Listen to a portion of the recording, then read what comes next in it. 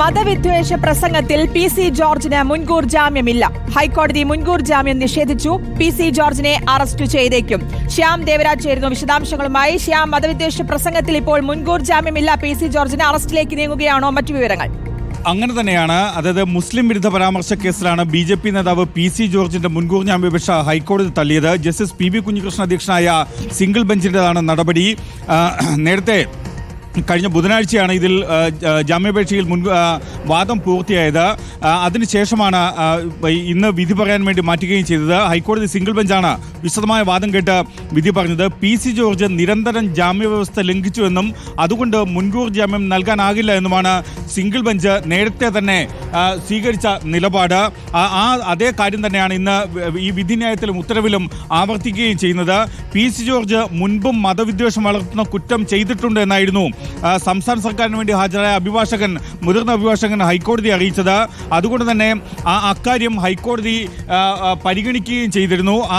അത് ഗൗരവത്തിലെടുത്തു കൂടിയാണ് ഹൈക്കോടതി ഈ രീതിയിലുള്ള ഒരു ഉത്തരവ് പുറപ്പെടുവിക്കുകയും ചെയ്തത്. പി.സി. ജോർജിന് തിരിച്ചടി. പി.സി. ജോർജിന് മുൻകൂർ ജാമ്യമില്ല. ഒരു മാധ്യമ ചർച്ചയിലാണ് മുസ്ലിം വിരുദ്ധ പരാമർശം പി.സി. ജോർജ് നടത്തിയത്.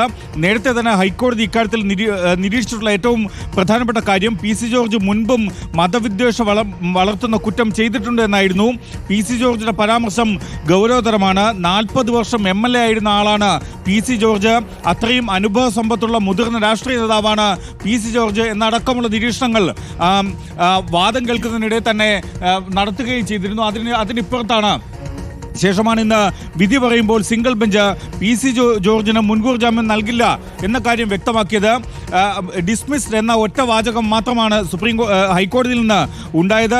പക്ഷേ അത് പി.സി. ജോർജിന്റെ മുൻകൂർ ജാമ്യാപേക്ഷയാണ് ഹൈക്കോടതി തള്ളുകയും ചെയ്തത്.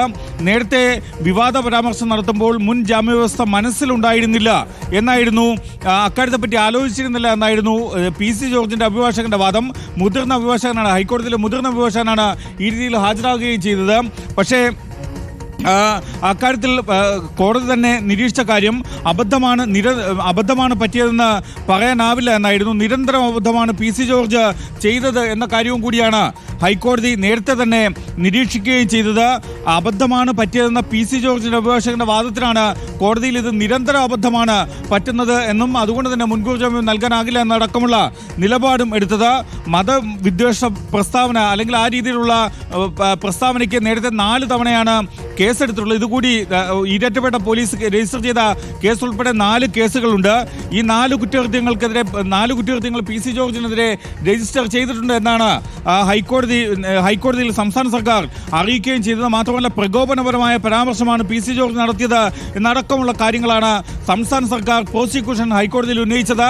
ആ വാദം കോടതി കണക്കിലെടുക്കുകയും ചെയ്തു. ഒരു വേള ഇത്തരം മതവിദ്വേഷ പ്രസംഗങ്ങൾ നടത്തരുത് എന്നടക്കമുള്ള നിരീക്ഷണങ്ങൾ ഹൈക്കോടതിയിൽ നിന്ന് ഉണ്ടാവുകയും ചെയ്തു. മാത്രമല്ല മതവിദ്വേഷ പ്രസംഗത്തിന് നിലവിൽ 3 വർഷം വരെയാണ് പരമാവധി ജയിൽ ശിക്ഷ, അല്ലെങ്കിൽ പിഴ ശിക്ഷയാണ്.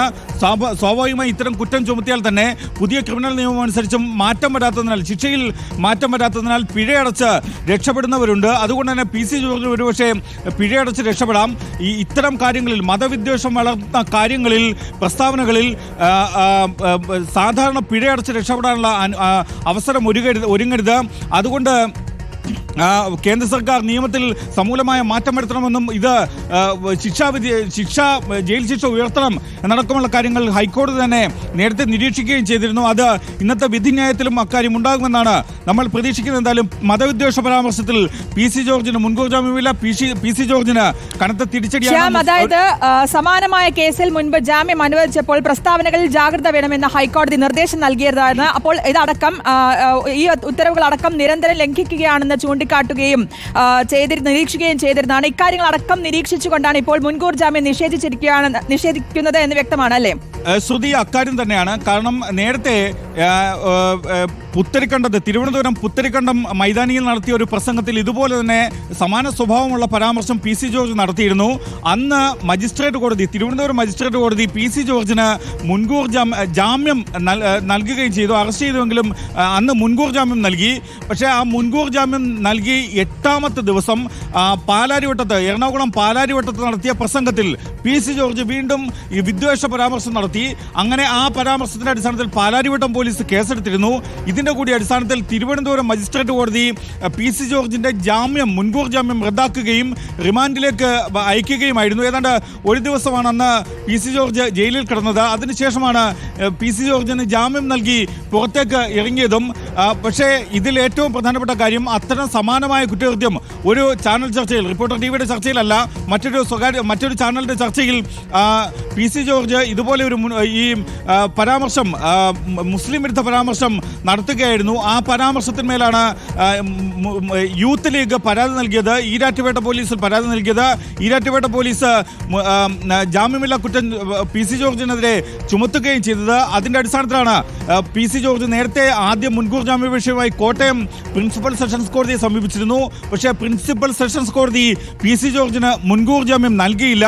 തുടർന്നാണ് അപ്പീലുമായി PC ജോർജ് ഹൈക്കോടതിയെ സമീപിച്ചത്. ഹൈക്കോടതിയിൽ നിന്നും PC ജോർജിന് തിരിച്ചടിയാണ്.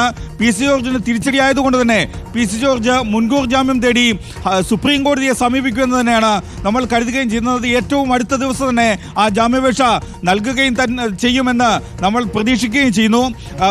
ഇക്കാര്യത്തിൽ പോലീസ് ഒരു അറസ്റ്റിന് സാധ്യതയുണ്ട് എന്നാണ് നമ്മൾ ഈ ഘട്ടത്തിൽ മനസ്സിലാക്കേണ്ടത്. കാരണം ഇതിൽ പറഞ്ഞത് കസ്റ്റഡിയിലെടുത്തുള്ള ചോദ്യം ചെയ്യൽ അനിവാര്യമായ ഒരു കേസല്ല ഇത് എന്ന് സംസ്ഥാന സർക്കാരിന് വേണ്ടി ഹാജരായ മുതിർന്ന അഭിഭാഷകൻ P. നാരായണൻ കോടതിയിൽ അറിയിച്ചിരുന്നു. പക്ഷേ ഇതിൽ അത്തരമൊരു ചോദ്യം ചെയ്യൽ, കസ്റ്റഡിയിലെടുത്തുള്ള ചോദ്യം ചെയ്യൽ ആവശ്യമില്ലെങ്കിലും റിമാൻഡ് അനിവാര്യമായ ഒരു കേസാണ്. അതുകൊണ്ട് തന്നെ മുൻകൂർ ജാമ്യം നൽകരുത് എന്നാണ് സീനിയർ ഗവൺമെന്റ് പ്ലീഡർ ആവശ്യപ്പെടുകയും ചെയ്തത്. അതിൻ്റെ കൂടി അടിസ്ഥാനത്തിലാണ് സർക്കാർ അഭിഭാഷകന്റെ ആ ആവശ്യം, സർക്കാരിന്റെ നിലപാട് കൂടി പരിഗണിച്ചാണ് PC ജോർജിന്റെ മുൻകൂർ ജാമ്യാപേക്ഷ ഹൈക്കോടതി തള്ളുകയും ചെയ്തത്. PC ജോർജിന് കനത്ത തിരിച്ചടിയാകുന്ന നിലപാടാണ് തിരിച്ചടി തന്നെയാണ്. ശ്യാമ, ഇതിലിപ്പോൾ പ്രകോപനം ഉണ്ടായപ്പോഴാണ് അധിക്ഷേപ പ്രയോഗങ്ങൾ നടത്തിയെന്ന ഒരു വാദമായിരുന്നല്ലോ മുന്നോട്ട് വെച്ചിരുന്നത്. ഇതടക്കം എന്തൊക്കെ വാദങ്ങളായിരുന്നു PC ജോർജിന്റെ ഭാഗത്തുനിന്ന് അഭിഭാഷകൻ ഉന്നയിച്ചത്? പറ്റിയതൊരു അബദ്ധം ആണ്, ആ രീതിയിൽ പരിഗണിക്കണമെന്നായിരുന്നു PC ജോർജിന്റെ ഭാഗത്തു നിന്നുണ്ടായ ഒരു വാദം. പക്ഷേ ആ വാദം ഹൈക്കോടതി പരിഗണിച്ചില്ല, ഹൈക്കോടതി അംഗീകരിച്ചില്ല.